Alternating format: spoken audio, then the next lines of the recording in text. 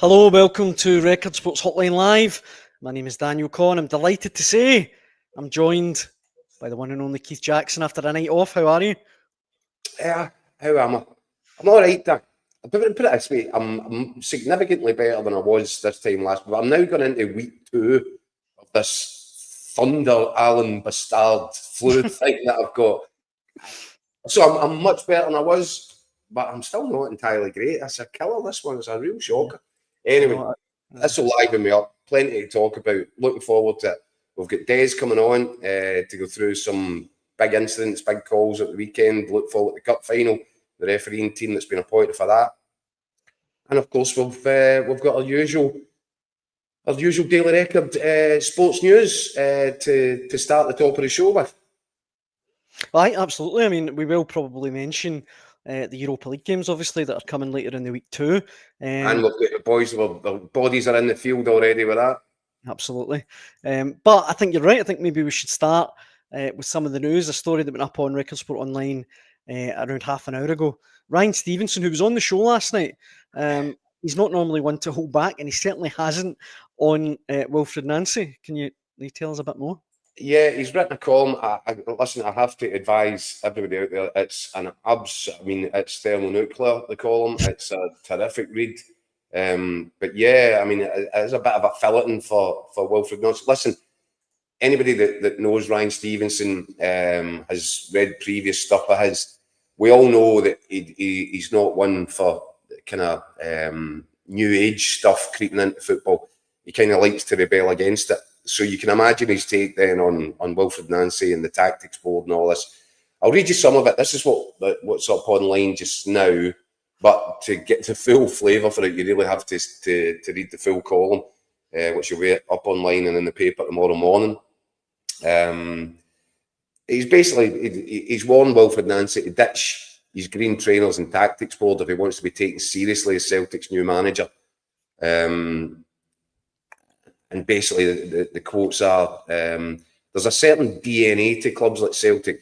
So when a new manager arrives and starts pulling out tactics boards and green trainers, you have to ask yourself, what are we actually dealing with here? No disrespect to the MLS. It's a good league and it's a decent standard. I get that. But this is Celtic Football Club we're talking about. It's a worldwide institution. I'm not even a Celtic fan, but I'm absolutely raging about what I've seen from Nancy in his first day in the job. If he doesn't learn quickly and stop making these same mistakes, then I'm afraid this job is going to eat him up and spit him back out before he even knows it. The vibe I'm getting is that this is simply not going to work. Ryan then speaks about, I think his feeling is that tactically, Derek McInnes took the new boy to school at the weekend. I would kind of agree with that as well. I thought that, and we discussed that on Sunday, didn't we? That Derek McInnes just got everything spot on in terms of letting Celtic overload into the wider areas of the pitch, ram his box with maroon shirts, make sure that they won everything that came into the box rather than fighting for it out the wings. They were set up to counter attack. And Ryan says there's a photograph doing the rounds from the second half which sums it up perfectly. Nancy is standing with his little tactics board trying to explain something to Callum McGregor. Derek is in the background with a look in his face which almost screams, what the F is this guy all about? I'm sorry, but Nancy simply won't get away with gimmicks like that at Celtic Park. If you're going to be the manager of Celtic, you should be standing at the side of the pitch trying to figure out things. You shouldn't, be standing at the side of the pitch trying to figure out things on a tactics board. The ideas should be in your head already. You have to, at the very least, give off the impression that you're in control and that you know how to solve problems. Yeah, but he's a student of the game. Please, F off with that patter. I cannot stand it. Just make a decision. That's just a touch of it, by the way. You said it was thermonuclear. He's definitely taking his flamethrower out, hasn't he? Yeah. And look, Ryan Stevenson and I are actually kindred spirits in terms of the new age stuff and the classroom academic coaches. I think football's gone too far down that pathway over the last wee while, and you can see even in the English Premiership right now that it's becoming a little bit old hat. It's almost like it's had its day. People are moving back towards stuff that makes more sense. Look, I don't know. It's a tough one. That's, it's game one for Wilfried Nancy. And as I said, I think I said on Sunday, if somebody in Celtic could pull him aside, it might be not a bad thing to say, well, big man, I'm not sure that the tactics ball is going to be a great look here. I know that you might like it. It might be a sort of a clutch blanket for you, whatever. But it's not going to, and I think Ryan Stevenson's point is it makes him look like a guy who's trying to figure it out, who's using this technique to try and figure out what's in front of him. And Ryan Stevenson, he was there himself, I think doing commentary for the BBC. And he said it was obvious. I mean, you only had to look at with your own two eyes to realise where Hearts were getting on top of Celtic and where the Celtic system wasn't working. And I think it's I don't know, what is it? An optics issue that I just don't think fans in this country are there yet where you're ready to buy into this. You want to see your manager being proactive, understanding what's going on in front of him, not having to rely on that to get messaging across. It looks to me like an overly complicated sort of a set of circumstances. And as some of us have always believed, football's not just as complicated as that. It's a simple game that sometimes, there's a rush to overcomplicate it. So, look, as I said, that's day one. I'm not overly comfortable with the bashing Wilfred Nancy over the head because of that, because he uses that thing. Because, who knows? If he gets Celtic absolutely flying, they're tearing teams apart, and he's still sitting there on his wee tactics board, well, who's going to slaughter him for that day? It just didn't look great on day one when I think he was still looking at the tactics board when Hearts won the corner from which they took a 2-goal lead. So that, optically, it just couldn't have looked any worse than it did. Listen, if he's using the tactics board again on Thursday night and his team's tearing Roma apart, scoring 4 goals, there won't be any complaints about it at that point. So just almost perfect storm stuff on day one for Wilfred Nancy. But as I said, that's Ryan Stevenson's view. It's really strong. I've got some sympathy with a lot of it, but it'll be interesting to see what the Celtic fans make of it. Well, we do. We have fans get involved in the conversation already, and if you want to let us know your thoughts, please do so. Let me run through a few of these. Mark says, how the hell can you fill any manager after 2 days and 1 game in a job? Scott says, tactics board is fine. They have them in the dressing room. Yeah. Tommy agrees, says Nancy, get away with the tactics board. Bob says, it's like Chris Boyd the way he filleted Ian Cathro on his iPad. Lightworks says, most managers use iPads. Nobody bats an eyelid. It's a physical board. There's an issue. What do you think they're showing in the iPads? Honestly, David goes in hard and he says, who cares what Ryan Stevenson says? And his knowledge of Nancy in the badge. Kisser from Govan. Hearts are being run by analytics. What's the mouth of the South saying about that? 2 days at the club. Come on. And Scott again says, if he gets the results, who will really care? And it's worth saying as well, Keith, that Sam that's the bottom line. Aye, that is the bottom line. But again, Nancy didn't help himself with his quote after the game, did he, really? Where he's saying that I'm more interested in performance levels than results. And I know that, you can talk that one around, and what it means is, well, I know if we're performing the way I want us to perform, the results will follow. That's natural. So I get it, but I just feel there's 1 or 2 things there that presentationally could have been avoided. He's maybe not helped himself get off to this sort of start that he really would have wanted to get off to as Celtic manager. And we knew going into this game at the weekend, because Martin O'Neill had performed so incredibly well during his time and it was leaving on the back of 5 straight wins, we did say, this isn't with the benefit of hindsight, Daniel, we said going into the game that there was a raised level of pressure here because Martin O'Neill had left a really high bar. Yeah. And he fell way below it.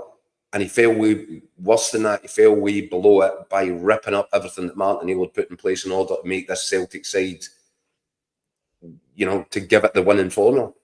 So there was a lot at stake there in terms of making a first impression. But the callers, the kind of comments are right there. It has to be remembered. That's what Saturday was. a first impression. You know, that this doesn't mean that this is going to, you know, be what Wilfried Nancy's time at Celtic looks like indefinitely. It's the way it started. It was a bad start, probably as bad a start as it could have been. But let's see what the coming few days bring, because as we'd said again previously before this, he was coming into a 3-game streak, which, you know, is really significant in Celtic season. Huge, eh? Game 1 couldn't have got off to a worse start, as I said. Game 2, beat Roma under lights at Celtic Park. You'll make everybody feel a whole lot better about themselves. Tactics board, green trainers or not. And then you've got the chance to go to Hampden and lift a trophy.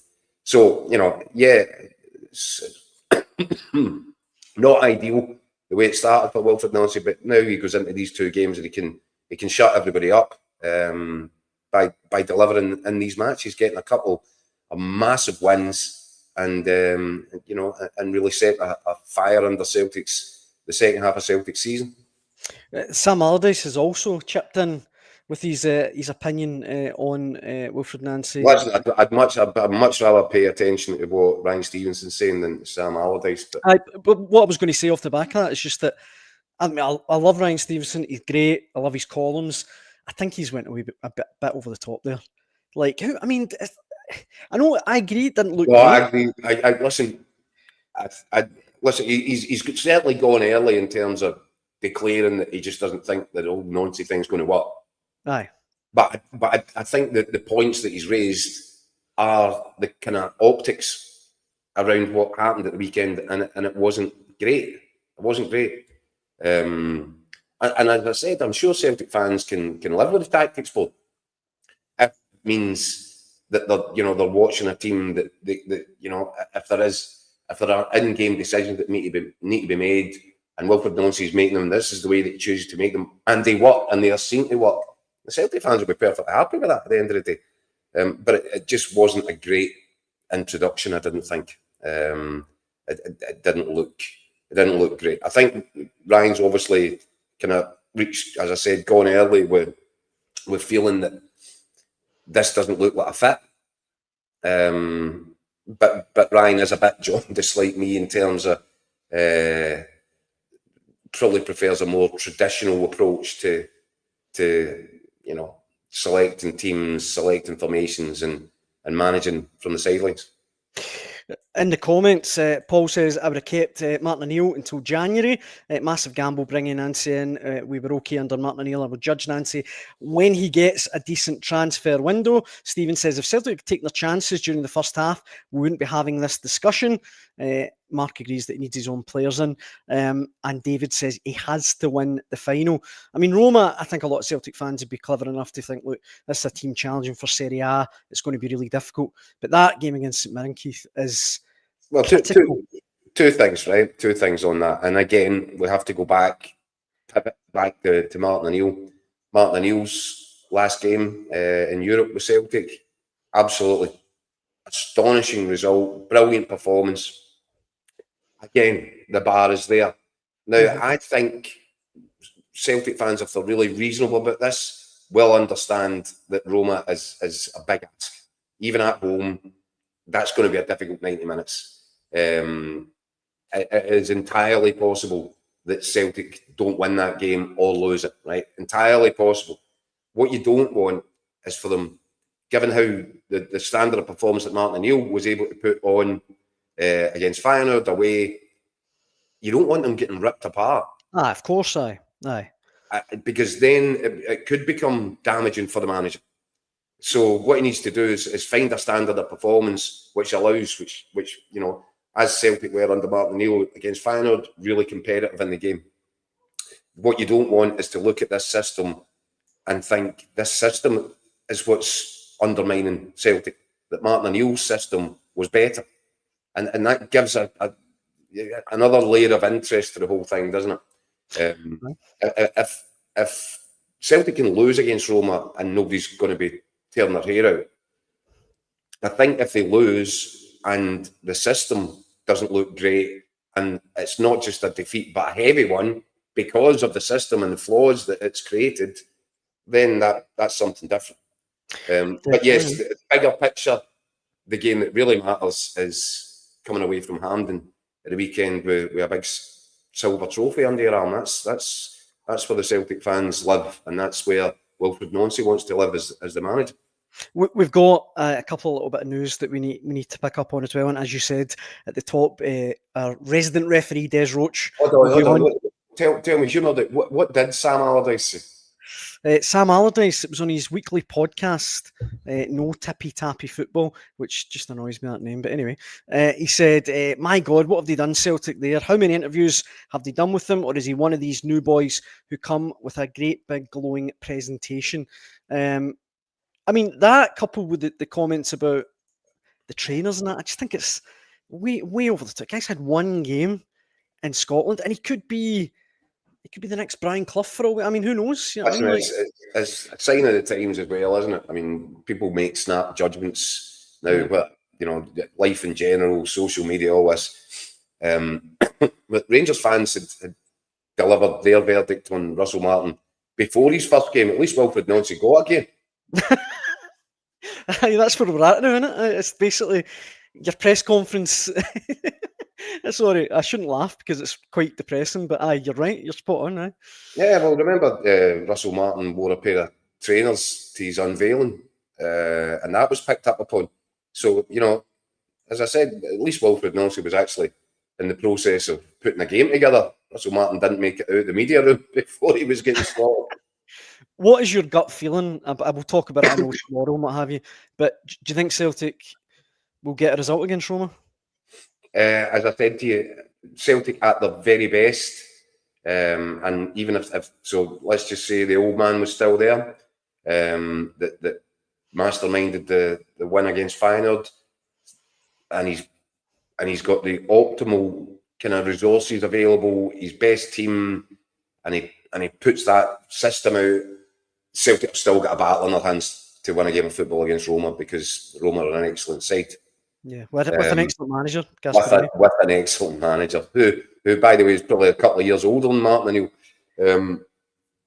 But this is where, and it's way too soon to be making judgment. We all realise that, but yet we are where we are. We're in the mid-season, and Wilfred Nancy, I didn't think the tactics worked at all at the weekend. I accept that if Dyson Maida scores one of the two early chances, we're looking at a very different game of football. Of course we are. Games change, goals change games. But the chances weren't taken. And then after that, I felt there was a real drop-off. I don't think Celtic created anything until really late in the second half. So they had 10 minutes where they created a couple of chances for Maida.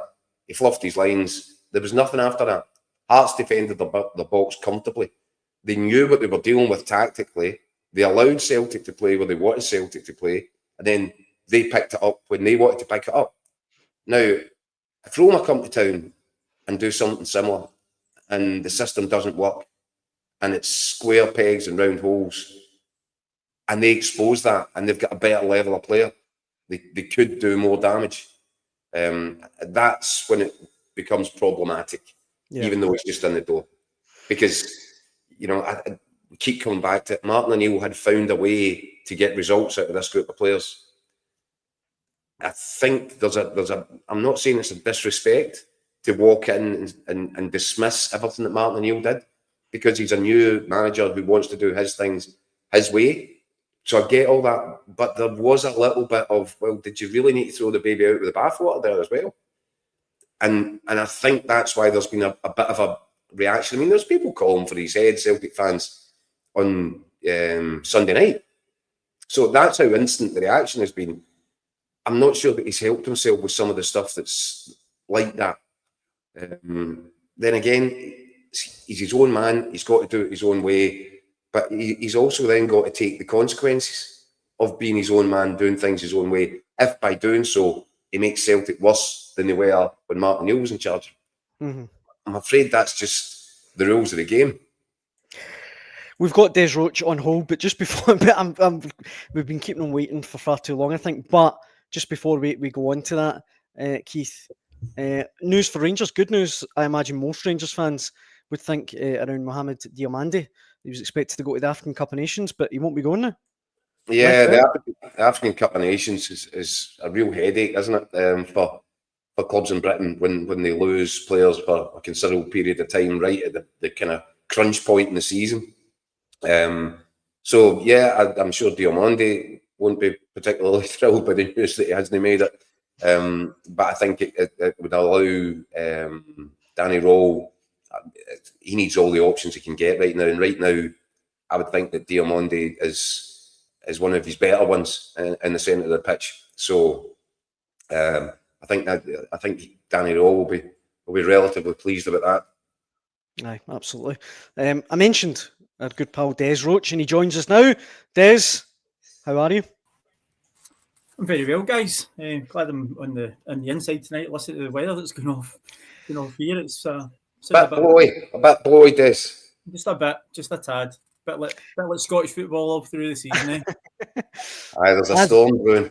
As ever, we've got plenty of controversial moments to talk about from the weekend. Des, Keith, where should we start?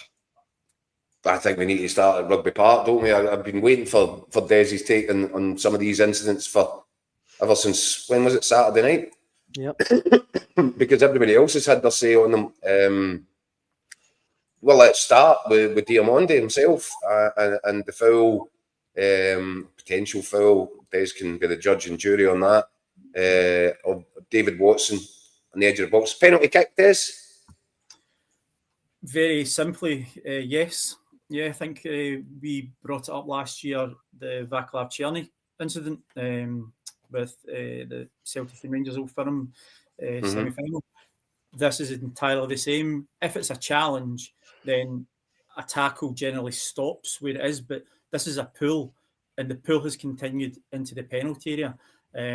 Yeah, quite clearly that's a penalty kick for me. I can see no reason why that it wasn't given, and I can certainly see no reason why that Kevin shouldn't have been brought across to VAR to have a look at it for himself, because it was clear in two parts. It was certainly lazy by the player, because that was a challenge unnecessary, but I think it was pretty lazy by VAR by not getting him across to say, I think that this is worthy of a review for it now. Chris Graham was the VAR there, so that penalty. Yeah.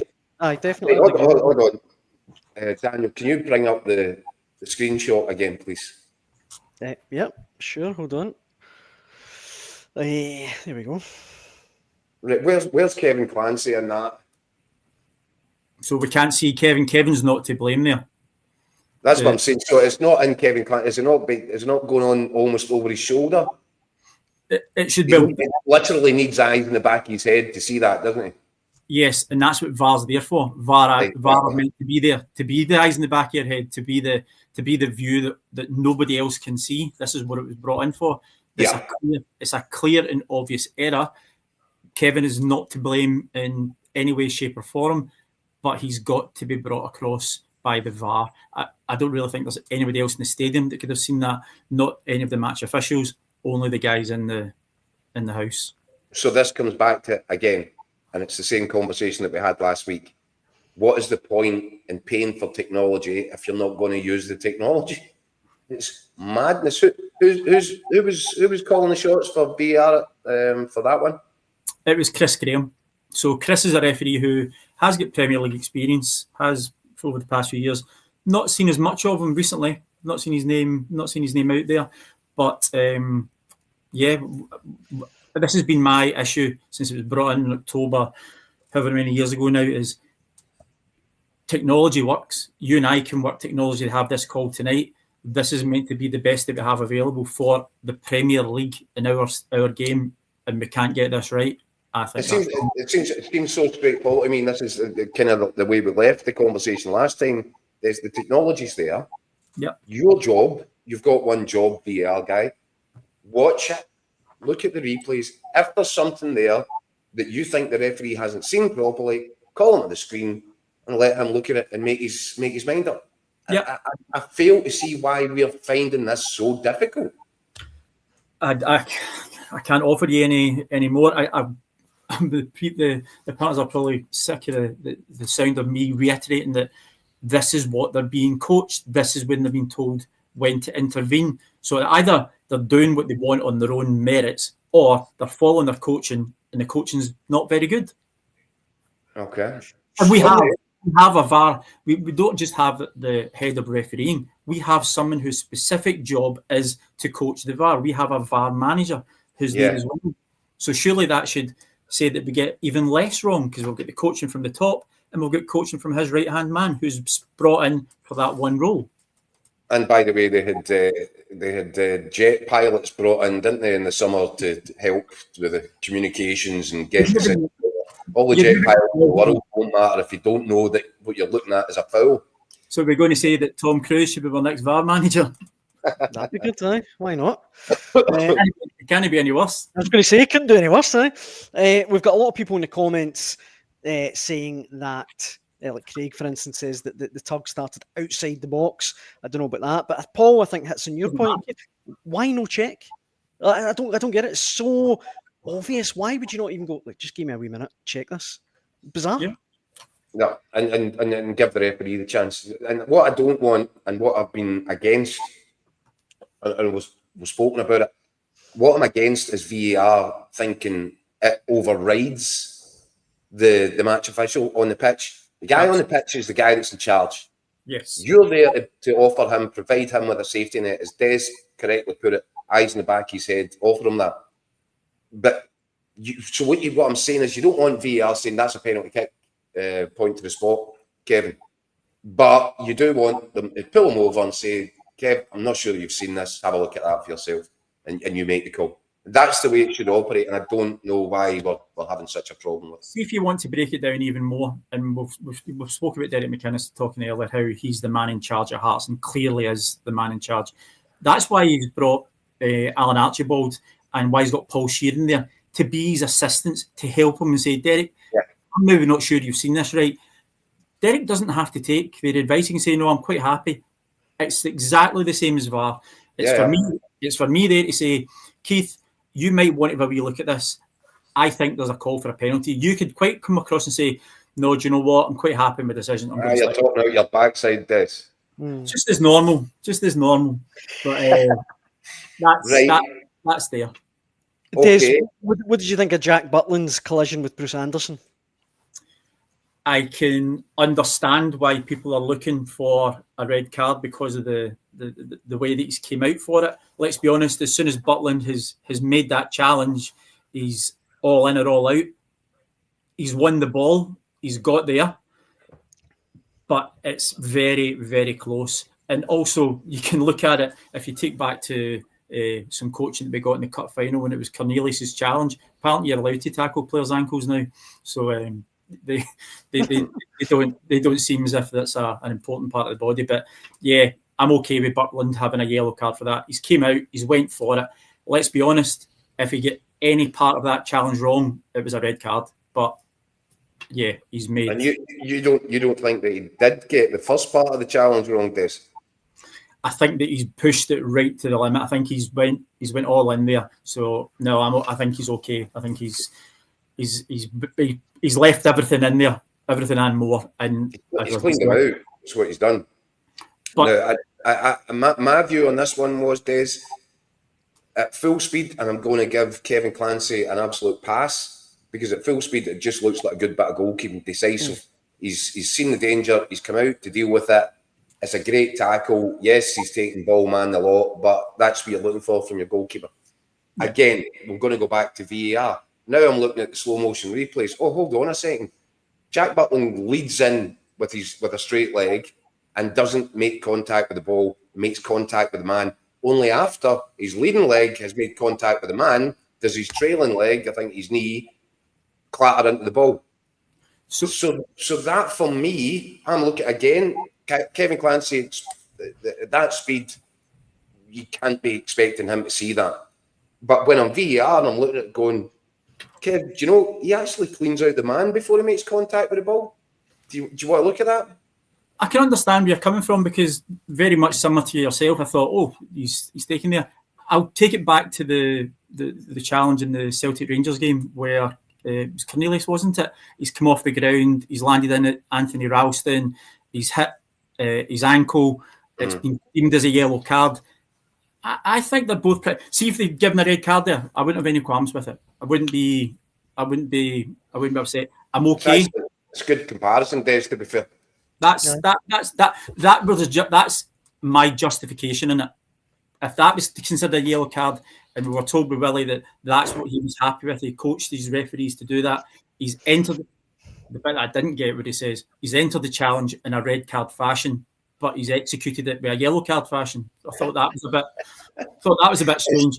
It's just word salad, isn't it? Really? But I'm using that as the reference for this one, and because that was given as a yellow, I'm quite happy to accept a yellow. If a red was there and it's not me sitting in the fence, I would be perfectly accepting of it. But when there's a precedent set that is the tariff for a yellow card, I can accept it. One incident that's gone under the radar a little bit, Des, from the weekend was Daisen Maeda.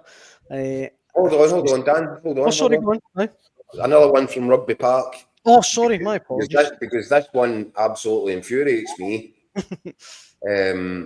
So you've got instances there of VAR not getting involved, not saying to the referee, take a look at this. I've spotted something here that you couldn't have seen at real speed.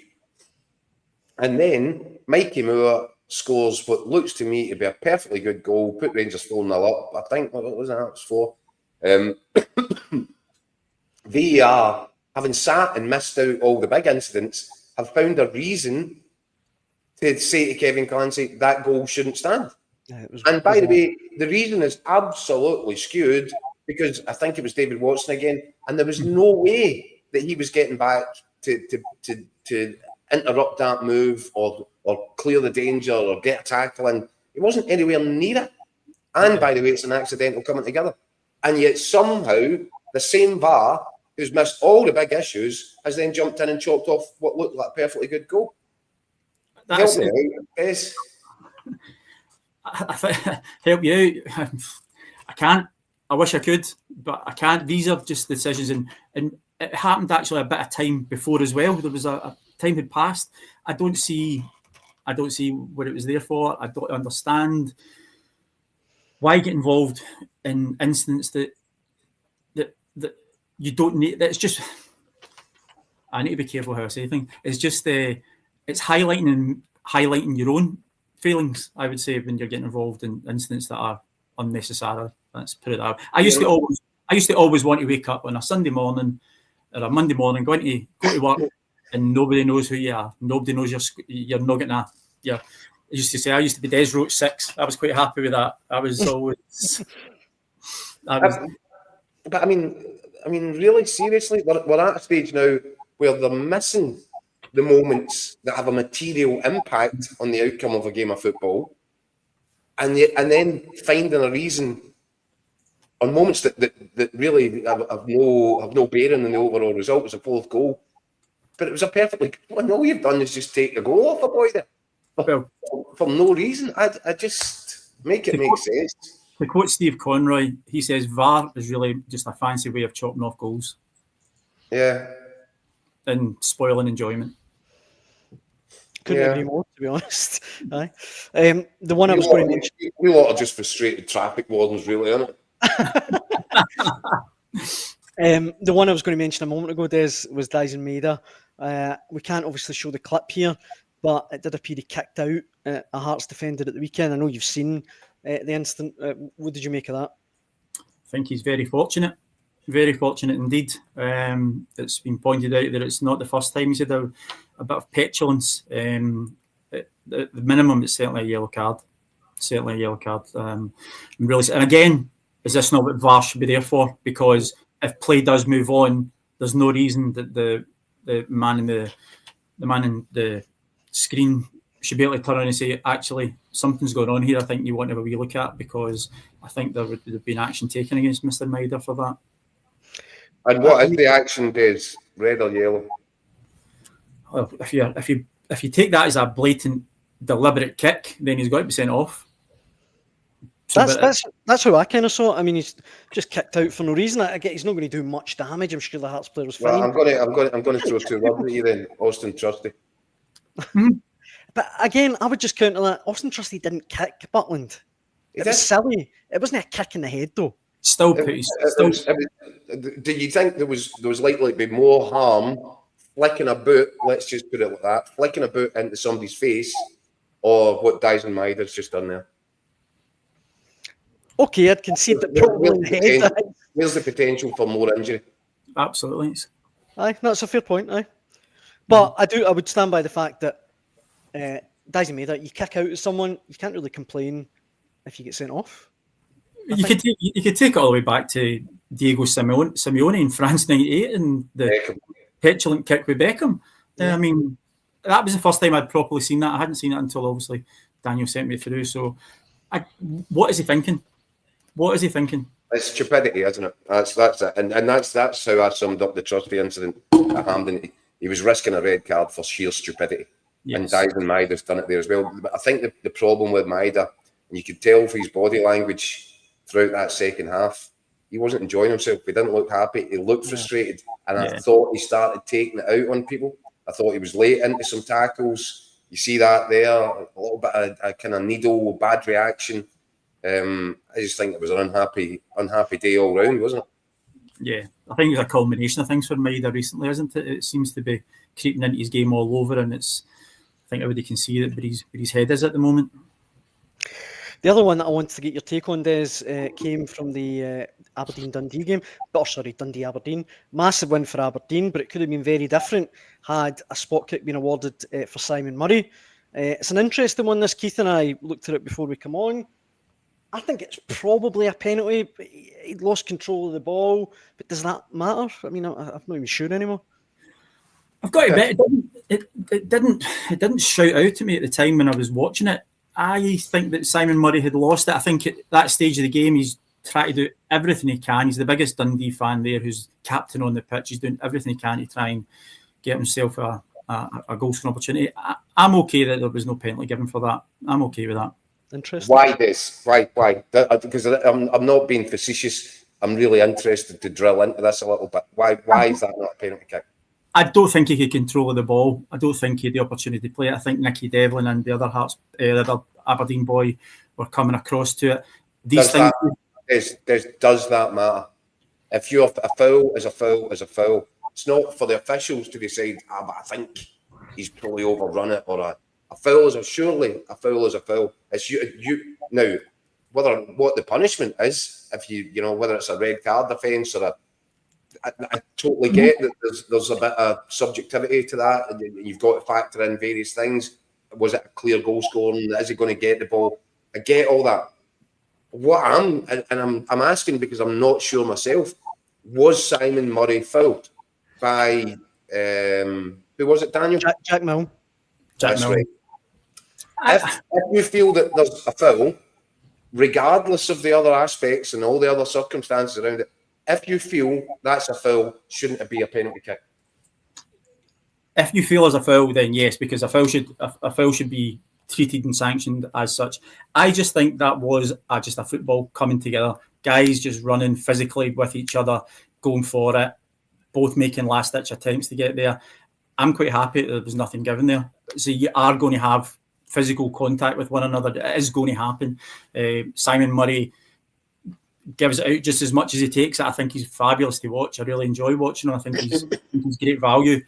But in that incident, I just think it's a footballing coming together. I think that if Mickey Devlin's not there, and if Mickey Devlin doesn't have the situation under control in the way that he clearly does, I think Simon Murray gets a penalty kick.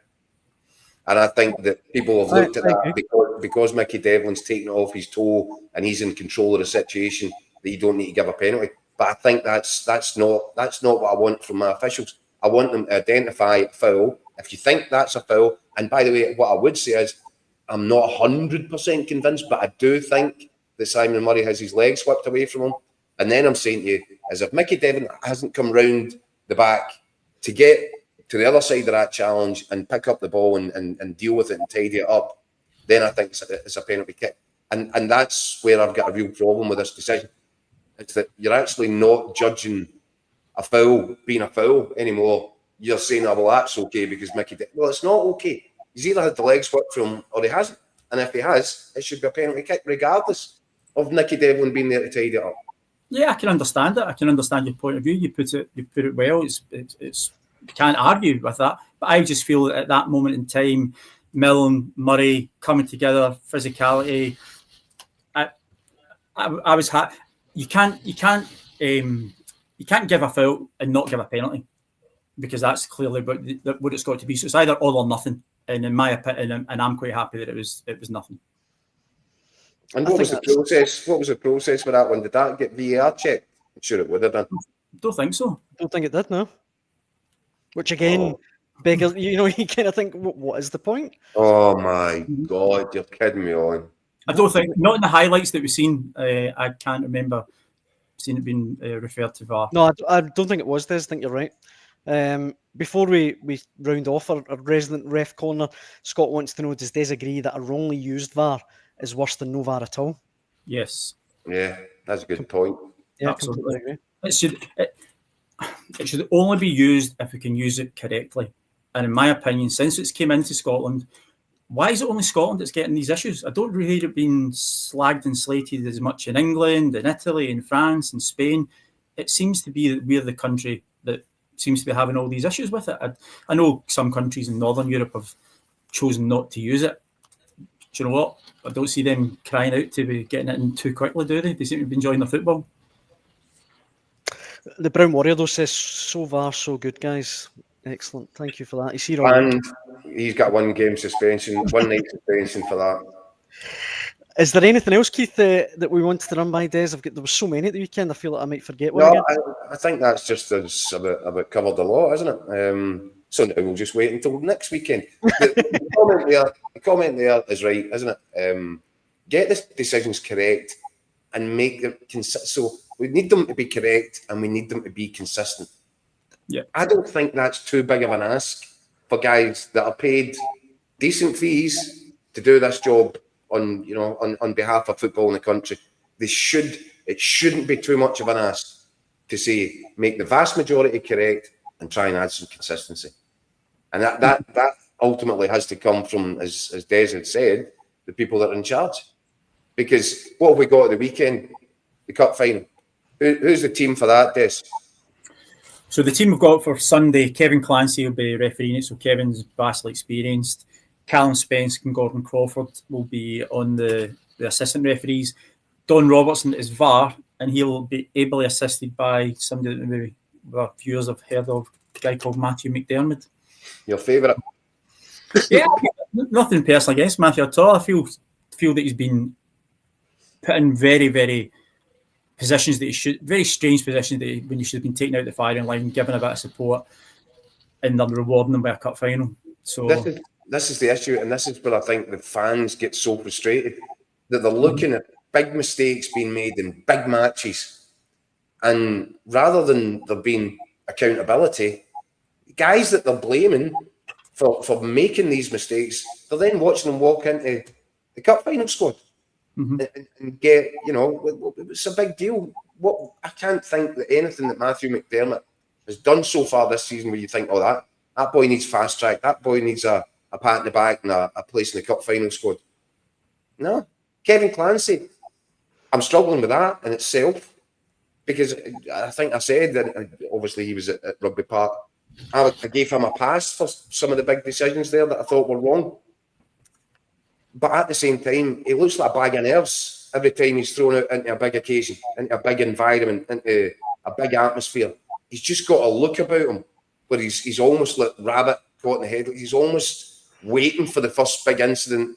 He doesn't give off the vibe of I'm in control of this. I'm calm. My decision making is sound.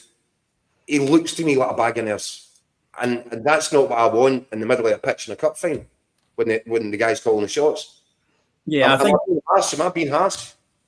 No, you're entitled to your own views, obviously, and how you're perceiving it when you're seeing there. Kevin's vastly experienced, and I think what Kevin will be taking a lot of comfort in is that Don is the guy who'll be calling the shots in the main, we hope, afterwards, because Don's experienced. Don's been using VAR systems at home and abroad for a number of years, as is Kevin. So you will have the support. 2 strong assistants as well. I think the first 15-20 minutes will be vital for Kevin on Sunday to go out there and stamp his authority on it. Hopefully not in an officious manner, but just to get that vibe across to the players that, yeah, everything's under control. Don't worry, we're going to take care of this today. So I think I'm looking forward to it. I think it'll be a very, very interesting game. And St Mirren will be getting Boyd because they're on good form. And Stephen Robinson's teams, they tend to have a fairly robust nature about them as well. So it should be interesting. And obviously the new Celtic manager will be looking to try and stamp his authority and get a first bit of silverware in his third game. Yeah, Des Roache just describing St Mirren as hammer throwers going to Hampden Park. Not at all. My local team. Take away from that. My local team. So. Well, look, to round off, our Ref Corner Rebel says Sweden have the right idea, no VAR. I'll just leave that out there for us to finish it this week. Des, as always, it's been an absolute pleasure having you in the hotline live. I dare say, as Keith says, we'll be back in touch very soon. No doubt. Brilliant, Des. Thanks, mate. Cheers, Des. Cheers. Before we round off the show, Keith, there's a lot of people in the comments have been asking me to bring this up. It's not something we talked about before, so I'm dropping it on you a little bit. Oh, yeah. But there's been so many people, and they're the boss at the end of the day, aren't they? Like, there's a lot of people mentioning Dixie Deans, who sadly passed away today at the age of 79. A genuine Celtic legend. Scored a hat-trick in the 1972 Scottish Cup final. Scored, I think I'm right in saying, in a European Cup semi-final against Inter Milan a couple of years after the 67 final. And as I say, 79, it's just a Celtic legend lost, I guess. Yeah, another big character. It's, Celtic have suffered a few lately, haven't they? And this is just another one. Incredible reputation. A little bit before my time, I have to tell you, if you believe that. So I never really saw him play, but his goal scoring, heroic sort of legendary stuff. I think with Motherwell and Celtic as well, wasn't it? So yeah. There's been a few sad ones, some sad passings at Celtic over the last year or so, and I'm afraid it's another sore one to add to the list. But he'll be fondly remembered by a great deal of Celtic supporters. There's no doubt about that. And I think he was as big a character as much of an impact as he made on the pitch as a goal scorer. I think he made a lot of impact off the pitch just for being a thoroughly nice fella. That's what I've been hearing all day. Aye, well said. And obviously, it goes without saying, our thoughts go out to his friends and family tonight. Mark sums it up well, genuine legend. Is there anything else, Keith, that we should talk about on Tuesday's Hotline Live, or is that us? I think that'll do it for tonight. I think it's just going hunker down, batten down the hatches and wait for this thing to blow over. And I'll be back, hopefully, in the studio tomorrow, I think, Dan. Aye, absolutely. Well, thank you very much for all the comments as ever. They have been first class. We appreciate it. And we'll be back to do it all again at 6 p.m. tomorrow. We hope you can join us then. Keith, get the hatches battened down. Hope to see you tomorrow. Sure. Thanks for watching at home. Cheers.